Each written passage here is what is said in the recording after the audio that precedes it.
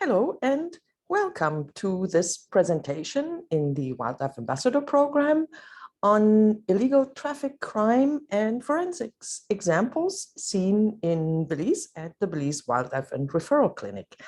My name's Dr. Isabel. I am a wildlife veterinarian and rehabilitator, and I have worked in traffic prevention and mitigation since my first exposure was actually in 1994.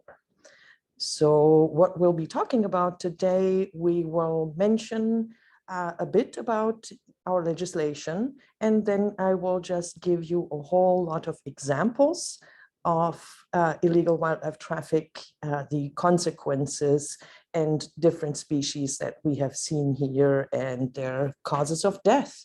I will have some interesting CSI and forensics cases to show, and then we will talk a little bit about how we at the Belize Wildlife and Referral Clinic can assist you with this training program, which this is part of, as well as the pocket guides that we have developed, and of course our 24/7 hotline, as well as the clinic facilities where we can receive all species of wildlife and provide advice and assistance, as well as rehabilitation.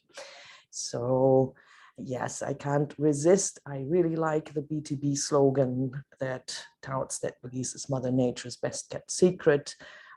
We truly have a refuge here with healthy habitats for many species and populations, but we have strong pressure for action to achieve our ultimate goals of coexistence, sustainability, and One Health. So to jump right into it, did you know, or do you know what is CITES? CITES is the Convention on the International Trade in Endangered Species, so that deals with trade of wildlife. It's an international convention with different appendices, and Belize has signed on to this convention to protect certain CITES listed species. And did you know that wildlife trafficking is actually linked to much bigger crime, one could say, and is definitely no small business? There are just a few quotes here from The Guardian, where wildlife crime ranks in trafficking with drugs, arms, and humans. So many times it's the same dealers. And yeah, big business run by dangerous international networks, and animal parts and wildlife are trafficked just like drugs and guns. And another quotation here from Traffic, where it's of course difficult to really get reliable numbers on the value of this illegal trade, but it is estimated to run into the hundreds of millions of dollars. You will see many examples here with African species. Thankfully, one could say we are definitely behind here in Belize, where traffic is not as bad as you see here in this image, but there certainly is strong pressure. Oops. So wildlife traffic is not a Belizean issue, it's a global issue, and illegal wildlife pets are also an issue that is seen worldwide. Species of high concern or highly trafficked in Latin America are Amazon parrots, and species of high concern for us here, especially in Belize, were the primates, so howler monkeys and spider monkeys.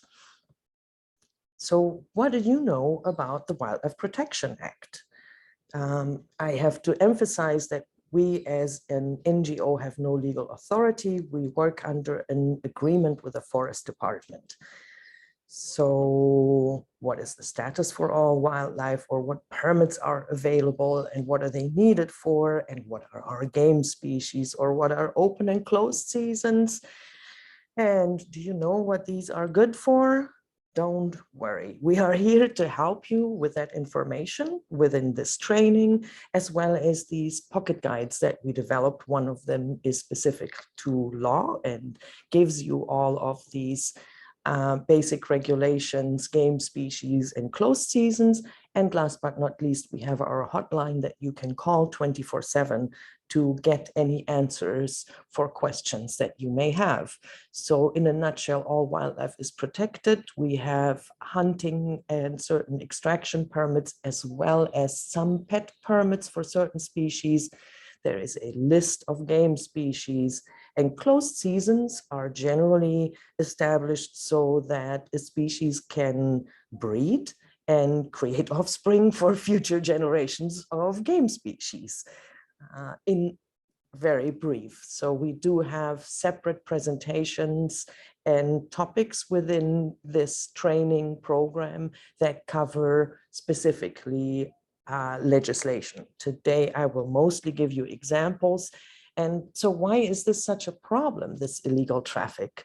One of the many problems that are caused by illegal traffic is, of course, the loss of species, the biodiversity loss.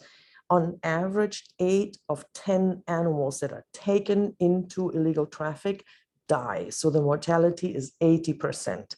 But what is probably even more concerning are the human health risks. And within this training program, we could talk a lot about One Health and the many connections that exist between our health, animal health, and the health of the environment. And zoonosis is a very big topic. So diseases that are shared between animals and humans, and they have their own presentations. And this is a big concern in illegal traffic because many dangerous zoonoses come from wildlife, including one that you've all heard of named COVID. So the next implication is currently native wildlife trade in Belize is illegal. There is a dealer's permit required in order. So I mentioned already very briefly, we have a hunting permit. We also have a dealer's permit that is required in order to trade hunted species. It is a known issue that wildlife is traded within Belize, similarly in other Latin American countries. So domestic trade is known. International trade, we know not everything, I am sure, but we know that for our scarlet macaws, it is a very big threat. They are poached here in Belize and taken across the border, entering the international trade. So why is this trade so deadly? I will show you examples for this and show you some of the causes of death for these animals in capture, transport, and or captivity. So some examples of victims of traffic that we have seen at the BWRC. This is a spider monkey with a rope still around the neck. We see parrots, coatis, kinkajous, crocodiles, scarlet macaws, ducks, and many other species. About 30% of our intake at the wildlife clinic are actually animals that originate from illegal traffic. One of our most charismatic species here in Belize, and also very endangered, are the beautiful scarlet macaws. Did you know there are only 330 of them left in the wild? And their #1 threat is illegal traffic. And their cause of death in this traffic is usually injury during capture or transport, because they're often poached as tiny babies, handled very rough, and therefore many of them die before they even make it into a cage. Have you heard about these chicks? They were poached, but thankfully their story had a very unusual and happy ending, thanks to perfect cooperation between FCD, Friends for Conservation and Development, the Forest Department, the Police Department, and us at the Wildlife Clinic. These birds were actually intercepted by FCD, were handed over to BWRC for checkup, and thanks to not being injured, they were actually returned with the help of our conservation partner, FCD again. And here they are being introduced into a wild foster nest from where they fledged back in the chickee bowl where they belong. So in 2020, we had not 2, but 7 birds apprehended, and we were very excited about it. Sadly, only 5 birds arrived alive at the clinic, but all of those were stabilized and reintroduced back into the chickee bowl. Yet at the same time that we celebrated our victory of saving 5 birds to remain in Belizean forests, there were reports of 25 birds reaching the Guatemalan side in that same year. So there is very strong pressure for these birds. So next species example, monkeys. How do they enter the traffic? Generally, they are harvested by being shot off their mom's back. And then they are sold as little babies to people who don't know this and buy them because they feel pity for the poor little baby. So what you see on this image here is an X-ray. The skeleton is visible of a howler monkey, and he has 1, 2, 3, 4, 5, and 6 bullets in him. He was sold to people who had no idea as an orphan, and they didn't know that he was basically made an orphan in order to be sold off. Here is another example. This is a spider monkey. She had 5 pellets in her, 6 broken bones. And again, she was not a real orphan, even though she was sold as an orphan. And another example. The happy news is that all 3 of these monkeys and a few more that made it into care actually survived. This one had a gunshot to the head and between the shoulder blades, but we were able to stabilize and remove those bullets, and he was entered into the rehabilitation program, which we are fortunate to have here in Belize, and returned to the wild. So another example species here, this was another illegal pet. All wildlife keeping in Belize requires a permit from the forest department, and keeping an animal on a chain is always illegal. So this ocelot here was chained with a car towing chain that weighed 5 pounds around his neck. So yeah, guess the weight of the chain. Sorry, I gave it away. And the history is often false stories. This animal supposedly walked home voluntarily from the forest into a cage, which sounds a little unlikely knowing how wild animals naturally behave. So some enter the trade via being hooked. This happens purposefully as well as accidentally, of course, as bycatch. And the important thing to know here is we at BWRC can help with hooked or entangled animals.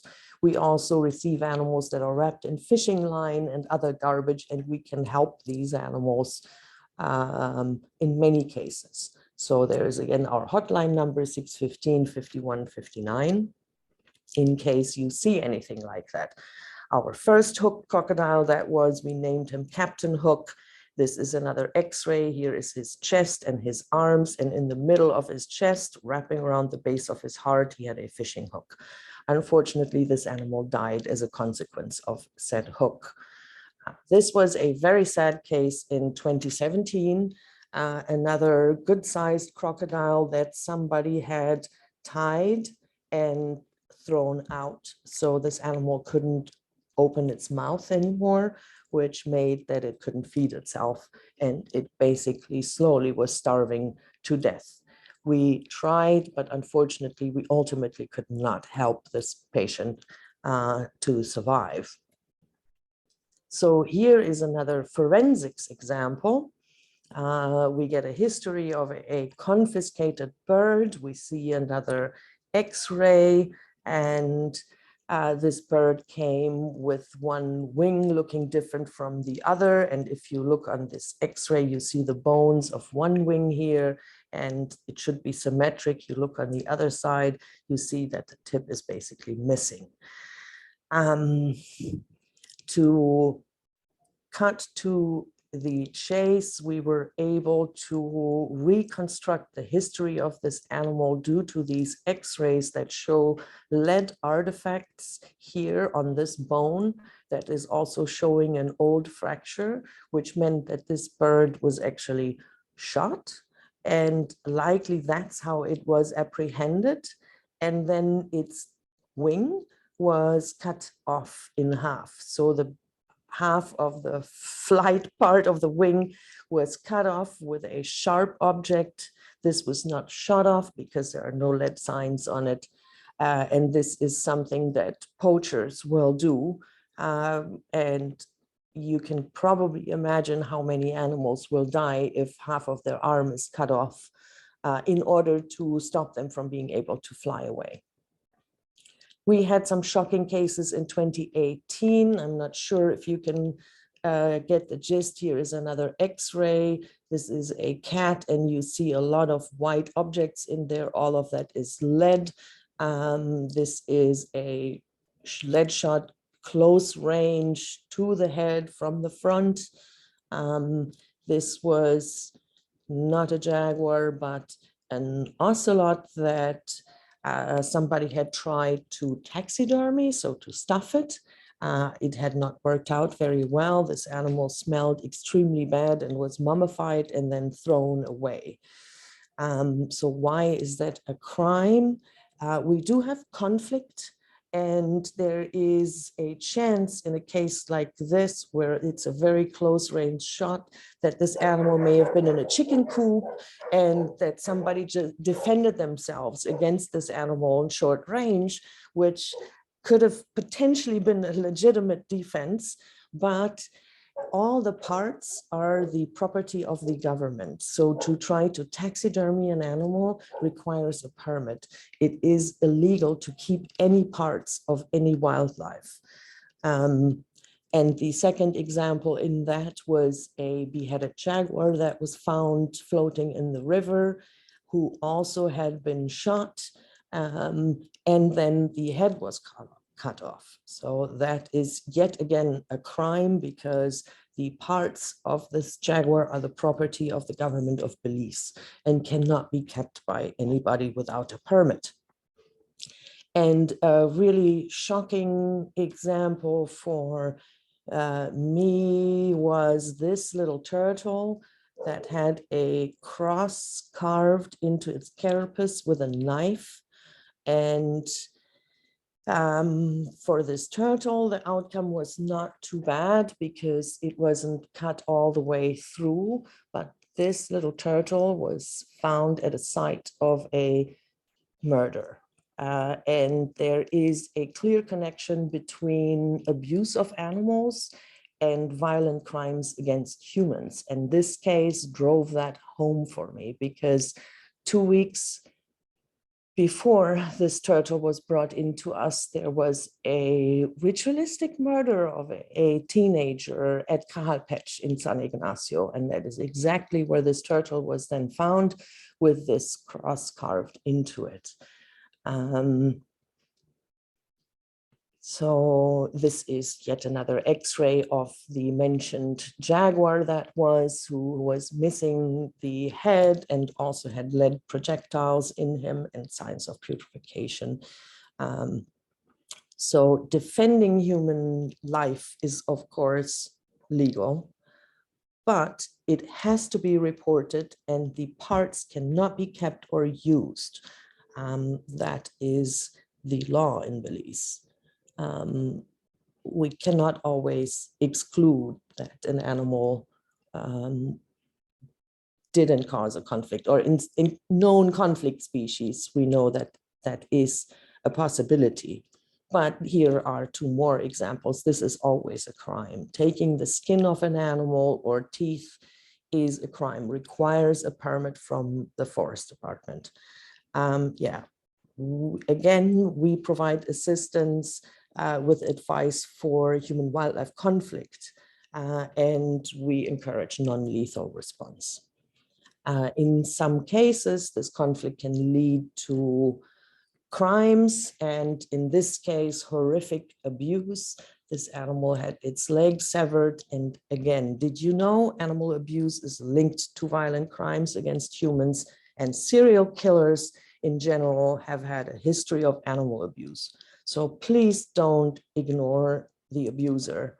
Save an animal today from an abuser and maybe protect human life in the future, because this human abuser does not progress to the next level, so to speak.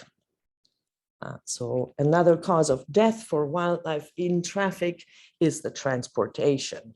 They generally will easily overheat. Wildlife is not used to handling and will become extremely stressed in human presence.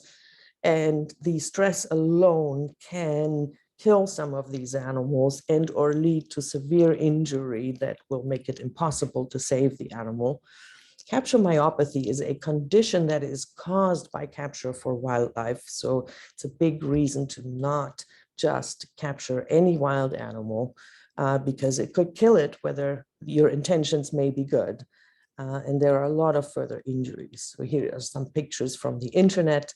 What is really important in transport is to keep the animals safe, dark, quiet, and cool, and quickly to care. So yeah, these are all inappropriate transport method, and animals being taken to slaughter most likely. The goat pack. Wildlife transported like this will lead to DOA, so dead on arrival cases, which we see often because mistakes are made in transportation. So our recommendation is always call first before you intervene in any way, get advice, stay safe. Remember, the stress can kill wildlife, and yeah, handled as shown in these images, they will most likely be dead on arrival. So some more images here from the internet, how animals are transported for illegal traffic, to explain why they're very crowded. They spread a lot of diseases like this. They get and succumb to diseases or suffocate in bottles, or here are some airport pictures, x-rays again, where you can actually see in a suitcase, here is a body, legs, neck, body, neck, legs, next body, next neck here, and another one, and not quite sure what this structure here is. So animals stuffed in suitcases obviously don't have very good survival rates. And while the numbers are hard to gather, the vast majority, up to 90% of animals that are poached actually die before they make it into a cage. And then we have the third cause of death for wildlife in captivity, and that is often the captive conditions. So in general, animals should live longer in captivity, assuming that they are provided proper diet and protected from predators and taken to a veterinarian when they're sick. But unfortunately, the reality is quite different, and oftentimes they are in very inadequately small cages in which they can't fly or use their feet properly, don't have proper diet nor companionship. And they will unfortunately die as juveniles in these conditions. Yeah, there are some consequences of inappropriate purchase for bird. Proper purchase are very important, and they will lose toes and or feet, and then they will die. This is an example of a bird that was housed with the next species that basically bit its upper beak off. Of course, this bird will have lifelong trouble and inability to eat properly without having that upper beak. Yeah, a lot is wrong with this bird, confiscated from illegal traffic. And all of these animals require a veterinary examination because they are generally sick and parasitized, and we need to protect their health as well as your health in the process, and of course the health of wild populations. So we do have, as part of the Wildlife Ambassador Program, first of all, a whole topic on what is One Health, and then what are zoonoses and common examples, as well as how to do a basic health assessment of these animals to get an idea that they are actually sick.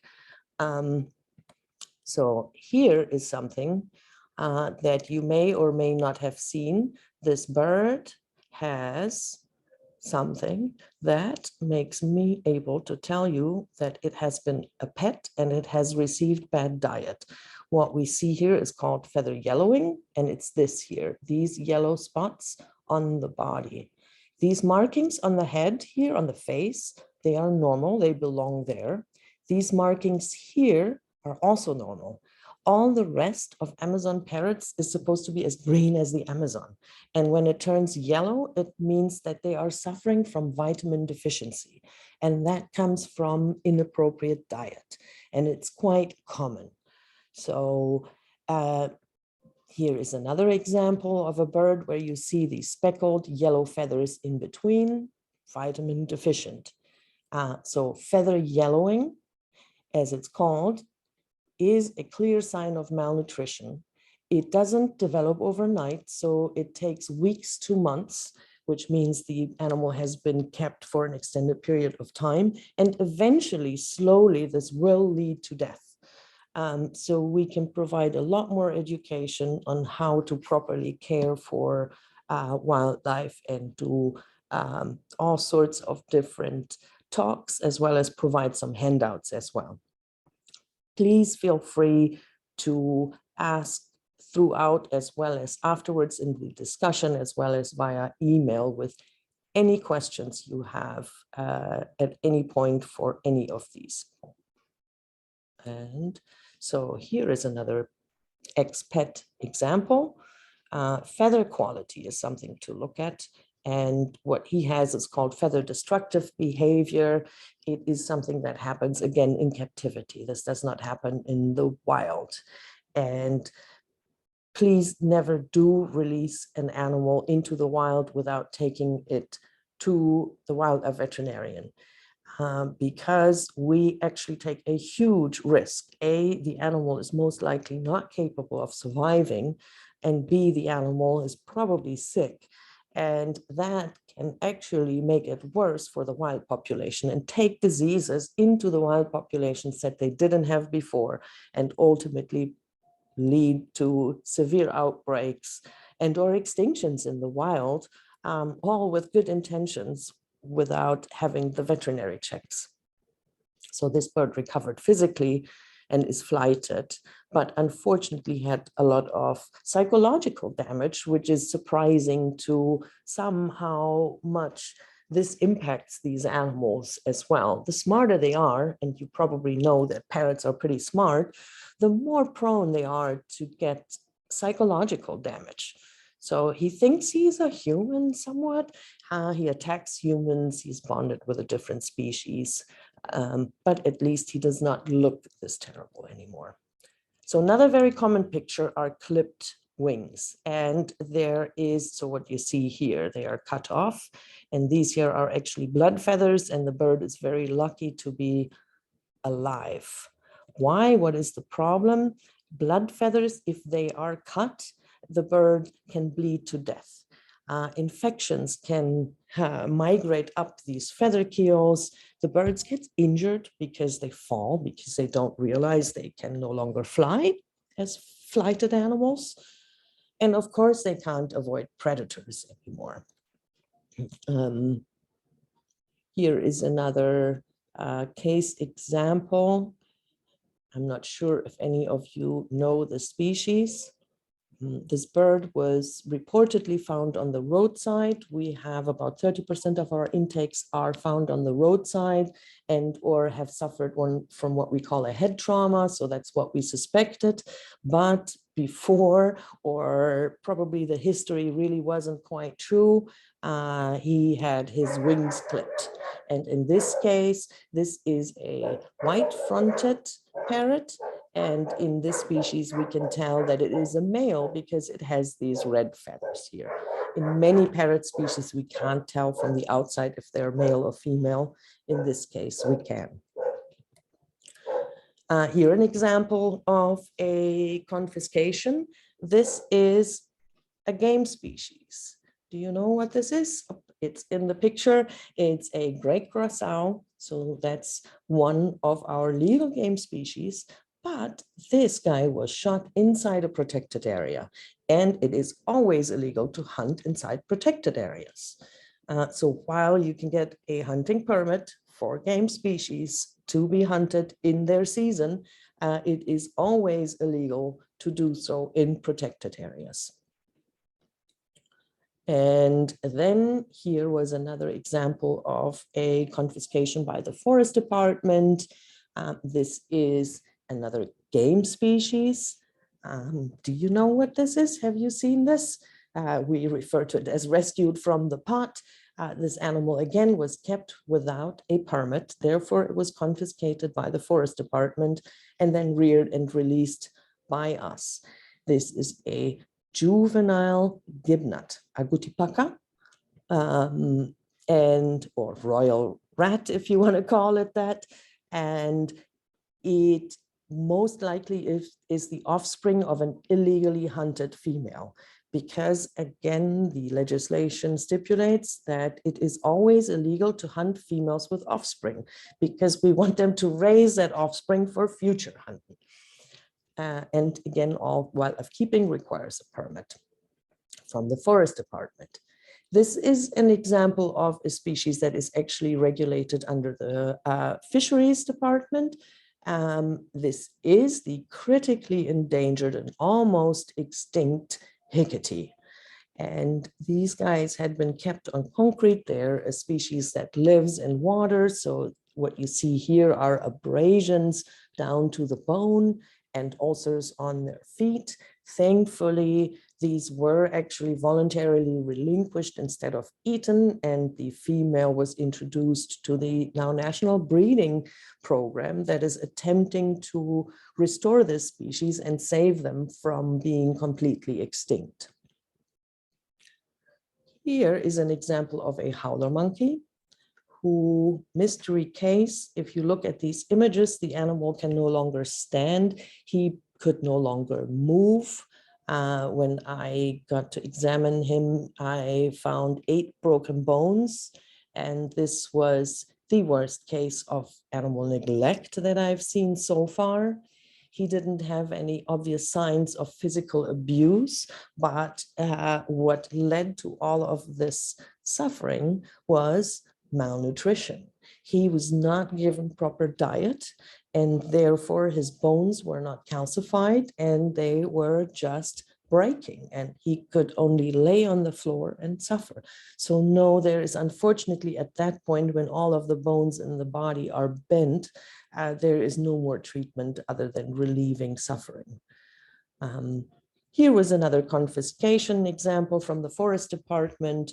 They confiscated a baby monkey and at the same place found this good-sized boa, and they were told that the illegal keepers had found her injured and therefore were keeping her to cure her. And again, as a wildlife veterinarian, we know that this is a condition that is seen in captivity. This is not seen in the wild. This is due to bad conditions of the animal. So a very clear debunking of the history. This animal was taken into captivity to be used as a tourist attraction, which is actually the cause for many of these animals to be taken. And unfortunately, her so-called mouth rot was very, very severe all the way into her jaw bones.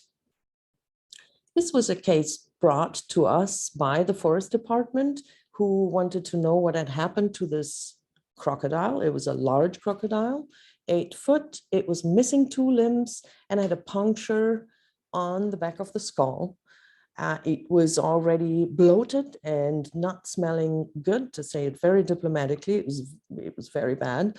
But we took these x-rays, and sure enough, where it had the puncture on the skull, we see the signs of lead. Again, that is a shot that's close range to the head. It's actually a very good shot, going straight for the brain of this crocodile. And it was not the first injury, but our conclusions in the end of this case were what you see here is an X-ray of the chest. And in the chest is a giant, this is a fish hook. We saw this foreign body in the chest, so we opened the crock entirely, even though it smelled very bad. We also see some other garbage and metal material here in the stomach. So we opened it up. We found that the esophagus, so the its way to eat, was completely blocked by this hook and a giant reaction to this, which this is garbage for this crocodile that it ingested, and it led to it being extremely compromised.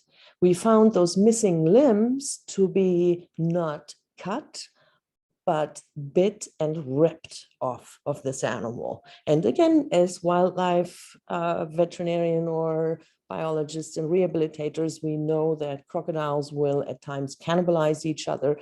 So we concluded that it was a very debilitated animal that had then been cannibalized on its limbs by fellow crocodiles and ultimately given a mercy shot, very close range, straight to the skull, straight into the brain, by a human who had mercy with it and probably saw this crocodile missing limbs, baking in the sun, but still breathing, and delivered this shot. So another quite different, this is a domestic cat. I wonder if you can play along and what's the difference between some of the shots that we saw before to this one. Again, I'm giving it away. This shot happened from a very long distance. It's a domestic cat and it had, I believe, 36 pellets all over its body. This cat survived, so it was a very long distance shot, which fortunately made that all but 2 of these pellets were very superficial, and the patient survived. So our goal is to prevent conflict and crime. I would like to again invite you to join the Wildlife Ambassador Training Program. Please take the registration survey and complete the quiz. For this lecture, there is a quiz. You will get credit and you can participate in the raffle. Here is our email for any questions that you may have, and we will usually be present live shortly after this presentation for you. And a few more words on forensics. So finding out what happened. We have a few cases actually that have gone to court, but the really important about this is the awareness. And we do a lot of necropsies that bring incredibly valuable information, whether it is always for court cases or not, and it helps to document.